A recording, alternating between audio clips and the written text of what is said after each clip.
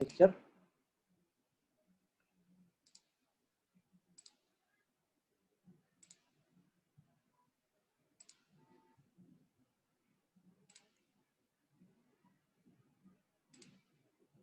So see here, today I will be talking with another course, that is ST32 Bayesian inference. And in this Bayesian inference, I will introduce you today the concept of prior probability. The Bayesian inference is the field of statistics that is widely used in data science. In fact, you can say that Bayesian inference is the base of, is the center of what is called as data science. So most of the tools are based on Bayesian inference. So that is why we must understand this Bayesian inference concept and basically the concept of prior probability, and in another lecture concept of posterior probability.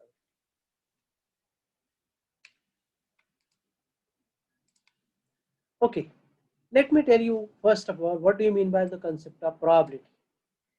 The simple definition of probability is what? Number of favorable cases divided by total number of cases. Now, as long as your divisor, means total number of cases, is finite, you can just treat this probability of A as a proportion.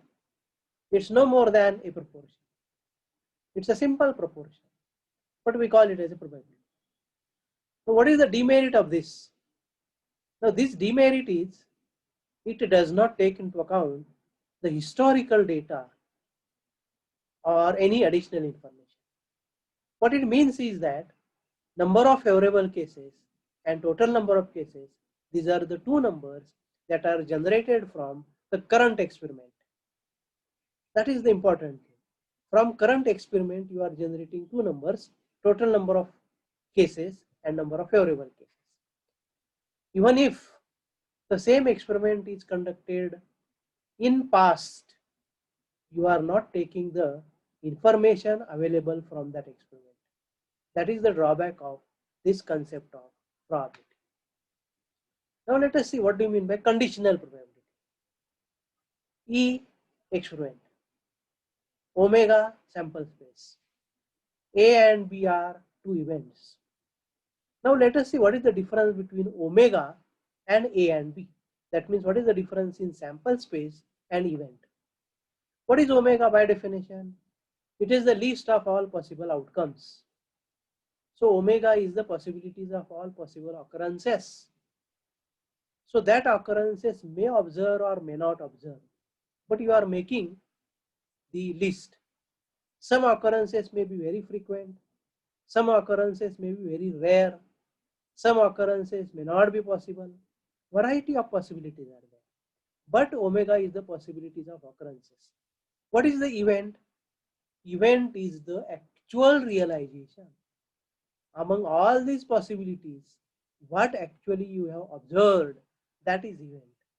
And so this is the possibilities, whereas this is the actual, and therefore event carries more information than the sample space. So among the sample space and events, event carries more information than sample space. This is important thing. Among the sample space and events, event carries more information than sample space because it reflects what is observed, what is realized, and that is why it is more informative.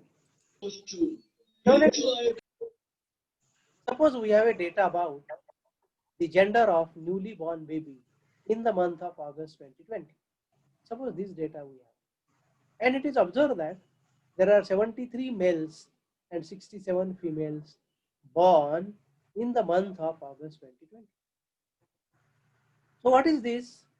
In September, in October, in November, even if after 2 years later, it becomes a history.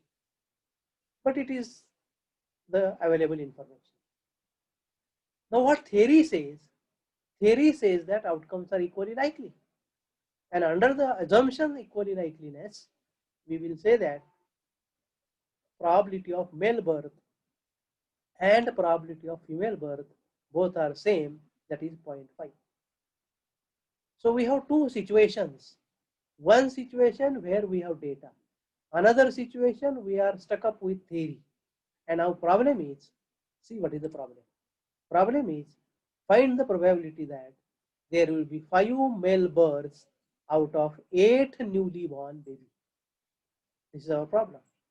Find the probability that there will be 5 male births out of 8 newly born babies.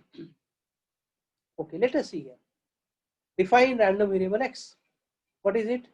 As usual, it is number of male births out of 8 newly born babies. And so your x will follow binomial distribution with n equal to 8 and p. What is p?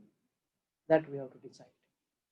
Now, to decide about the p, we can take into account two approaches.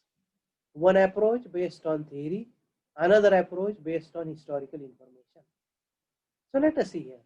Approach 1, use theoretical information, that is p is equal to 0.5. So your distribution is quite clear now. X is binomial with n equal to 8 and p equal to 0.5. You can take another approach too, which is based on historical information. So p is equal to, there are 73 male births out of 140 total births. So 73 upon 140, this is 0.5 to 14. And now your distribution is again well clear that x follows binomial with n equal to 8 and p equal to 0.5 to 14. So according to theoretical information, your distribution is this, particularly p is 0.5. According to historical information, p is this, 0.5 to 14. Now you can see that approach 2 is more realistic. Why? Because it is taking into account the trend, historical information. And that trend is important to reflect the future. Here also it is the trend. What is that trend? Both are equally likely. But the case is not the same. Male births are more prone than female births. So trend is different. There is a more possibility of male births as compared to female births.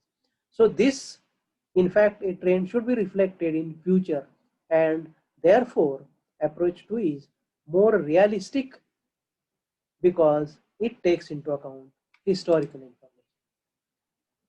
Now let us try to understand the concept of prior probability. What is history? Data in the month of August 2020. What about that data? Male birth 73. And so probability of male birth, proportion of male birth, you can say 73 upon 140, which is 0.5 to 14. Female birth 67 in number. So proportion of female birth, probability of female birth is 67 upon 140, which is 0.4786. Total births are 140. Now, probability of male is equal to 0.5 to 14 and probability of female is equal to 0.4786. This is replaced instead of probability of m equal to 0.5 and probability of f equal to 0.5. Means instead of theoretical distribution, we are taking account historical information, and this historical information is called as prior distribution. So we are taking into account this prior information, and with the help of this prior information, we are going to count the probability. Now see here, if you find the probability of requested event, you will get the probability that there will be 5 male births out of 8. You will get one probability. That is based on the theoretical consideration. If you find this probability, you will get another probability, which is based on prior information. And using prior information, you are trying to find the probability of future event, that is called as posterior probability. That I will discuss in detail in another lecture. But remember this. This is the theoretical consideration. This is the prior consideration. And using prior information means using historical information. You are making the forecasting of the probability of future event. That is why that is called as posterior probability. Remember this. Now see, in data science, lot of historical information is available, and that lot of historical information is daily updated. It is time to time updated, and that is why it is used as a base. It is used as a more information, better information for forecasting. For example, in case of customer behavior, in case of retail sector means what?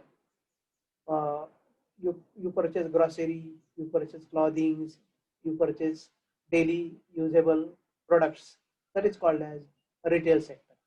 Now in retail sector, lot of information is updated time to time about the customer.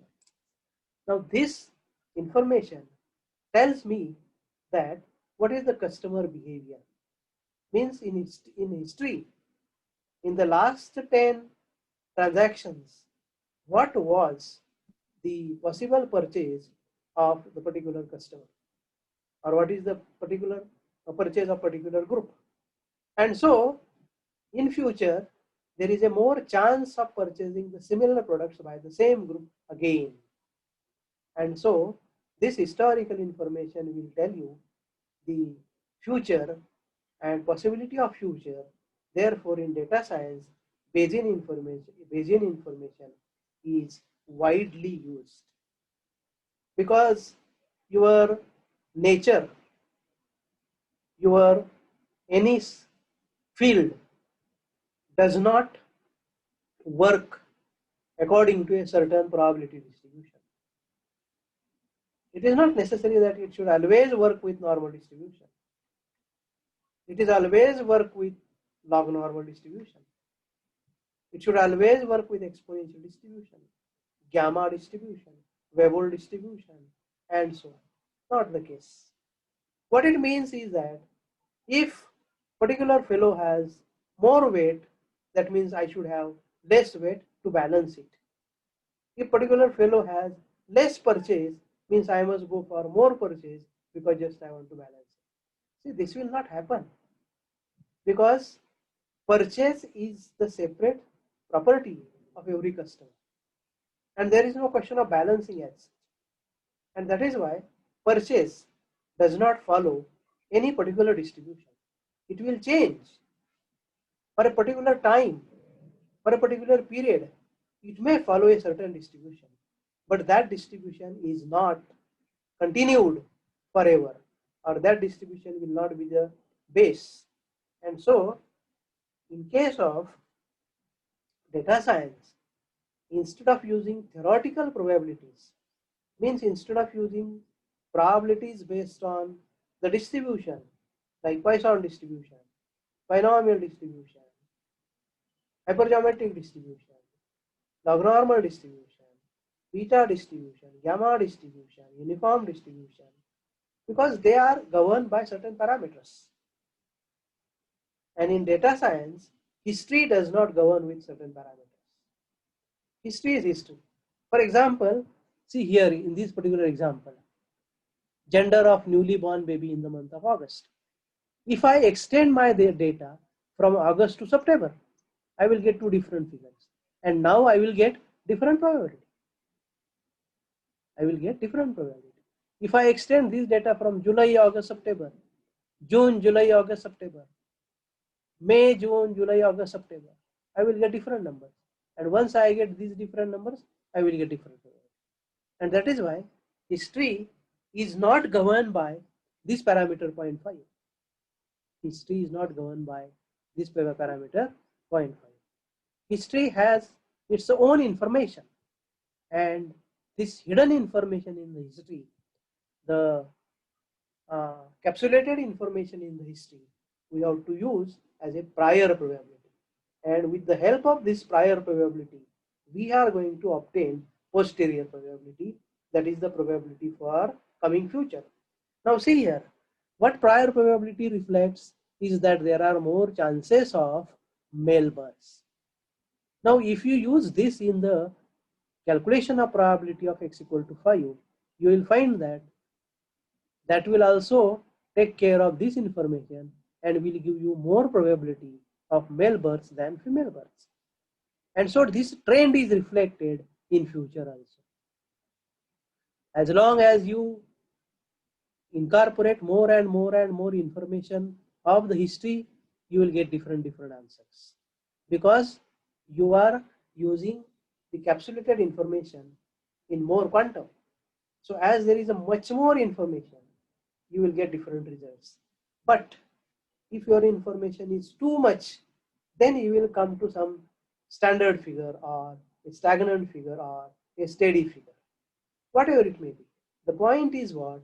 In data science, what is probability distributions are less important, or they are not governed by, they are not used by data science, but Bayesian information is widely used in data science, because every time there is a new question. In distribution theory case, we have to answer one question, but in case of data science, you have many more questions at a time, many more questions. And so all these questions can be answered if you have much more information, lot of information about the history, and some or the other information is useful to address one or the other question. So that is why prior probability plays very important role in the data science course. Okay. Now in case of your stochastic modeling, you write transition probability matrix, and using that transition probability matrix, you find p square, p raised to 3, p raised to 10, p raised to 20, p raised to 30, and so on. So if you understand this situation here, transition probability matrix is the actual realization. That means it is based on what happened in the past. So it is presented in the form of a matrix. So it is the actual realization. What is P2? P2 means what will be the possible situation after 2 steps. P10, what will be the possible situation after 10 steps. P20, what will be the possible situation after 20 steps. So here you are not performing 2 steps or 10 steps or 20 steps. You are using the TPM, and using that TPM you are forecasting what is the possibility after 20 steps. So this P20 is a kind of a posterior probability, and TPM is kind of a prior probability, because it is based on historical information, and P20 is based on prior probability. That is why it is called as posterior probability. So in Bayesian inference, two concepts are very important: prior probability and posterior probability. Once you understand this prior probability and posterior probability, I think the next part is very simple to understand.